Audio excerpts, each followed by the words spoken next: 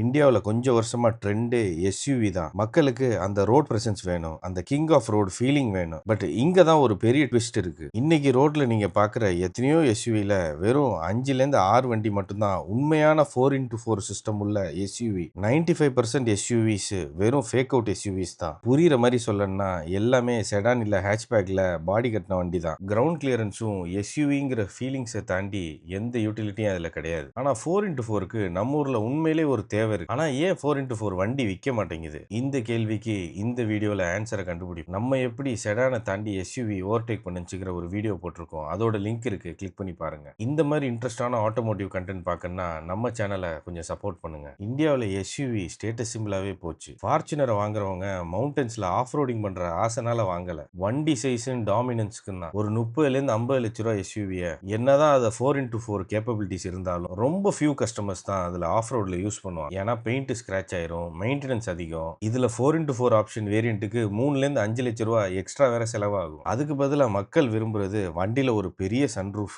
Ventilated seeds, பெரிய touch screen.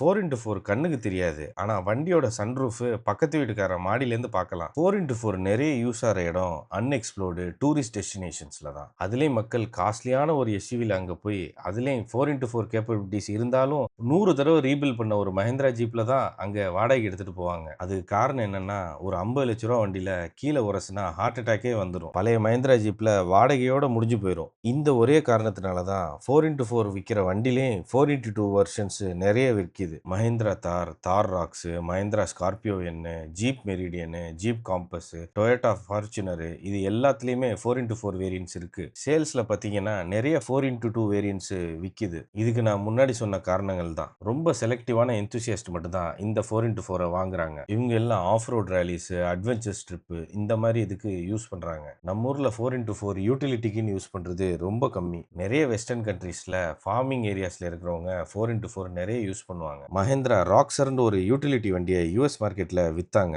ஆனா அந்த வண்டி யூட்டிலிட்டிக்கு மட்டும்தான். ஸ்ட்ரீட் ரோட்ஸ்ல ஓட்டுறது லீகல் கிடையாது. இந்த மாதிரி யூட்டிலிட்டிக்குண்டே Polaris Ranger, Kawasaki Mule, Honda Pioneer, John Deere, இது அவ்வளவுமே ஆஃப் ரோட் யூட்டிலிட்டி வெஹிக்கிள்ஸ். நம்ம ஊர்ல என்ன பண்ணுவோம்னா, இந்த மாதிரி யூசேஜ் எல்லாத்துக்குமே நம்ம டிராக்டரை யூஸ் பண்ணிடுவோம். நம்ம ஊர்ல டிராக்டர் ஃபார்மிங்கை தாண்டி நிறைய ஆக்டிவிட்டீஸ்க்கு நம்ம யூஸ் பண்றோம். அதனால இந்த ஏரியாவில் 4x4க்கு இடமே இல்லாம போச்சு. அடுத்தது மெயின்டெனன்ஸ்.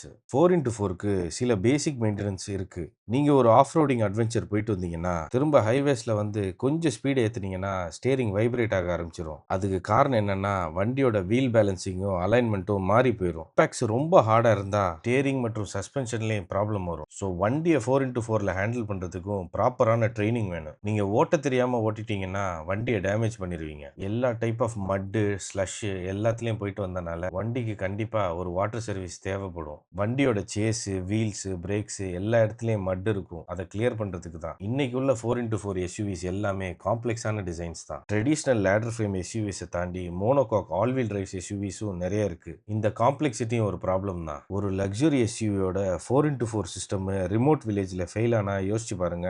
அந்த வண்டியை டோ பண்ணி சர்வீஸ் சென்டருக்கு எடுத்துட்டு வர்றத தவிர வேற வழியே கிடையாது. லோக்கல் மெக்கானிக்ஸ்க்கு இந்த காம்ப்ளெக்ஸான டெக்னாலஜியை ஹேண்டில் பண்ண தெரியாது. அதனால தான் ஹில்ஸ் ஏரியாஸ்ல வர ஜீப்ஸ் எல்லாமே பார்த்தீங்கன்னா ரொம்ப பேர் மினிமமா இருக்கும். அதுல எல்லாமே சிம்பிளான 4x4 சிஸ்டம்ஸ். அதுல சில அப்பா டக்கர் ஜீப் ஓனர்ஸை நான் பார்த்திருக்கேன். 4x2 ஜீப்பை வச்சுக்கிட்டு ஆஃப் ரோடிங் ஓட்டுவாங்க. அது வந்து அவங்களோட பியூர் எக்ஸ்பீரியன்ஸ் அண்ட் டேலண்ட் தான். அந்த லோக்கல் டெரெயினை நல்லா தெரிஞ்சு வச்சிருப்பாங்க. எங்க எந்த கியர்ல ஓட்டணும், எவ்வளவு த்ராட்டில் கொடுக்கணுங்கிறது. ஸோ உண்மை என்னன்னா, நம்ம ஒரு சாஃப்ட் ரோடர் நேஷன் தான். கிரவுண்ட் கிளியரன்ஸை தாண்டி ஒரு எஸ்யூவில நமக்கு பெருசா தேவைகள் கிடையாது. வருஷத்துக்கு ஒரு வாட்டி தான் ஆஃப் ரோடிங் போறாங்க. அதுக்கு ஃபுல் இயர் எக்ஸ்ட்ரா மெயின்டெனன்ஸும் மைலேஜ் பர்டனும் எதுக்கு? நம்மளே தைரியமா 4x4 எடுத்துட்டு போனாலும் லோக்கல் டெரெயின் ரிஸ்க் இருக்கு. அதனால வாடகை எடுக்கிறதே எவ்வளவு தேவையில்லைன்னு தான் மக்கள் இந்த பக்கம் போயிடுறாங்க. நீங்க என்ன நினைக்கிறீங்க? 4x4 ஓட்டிருக்கீங்களா? ஆஃப் ரோட பத்தி என்ன நினைக்கிறீங்க? உங்க எக்ஸ்பீரியன்ஸ், ஐடியாஸை கமெண்ட்ல ஷேர் பண்ணுங்க. இன்னொரு வீடியோல பார்ப்போம். நன்றி.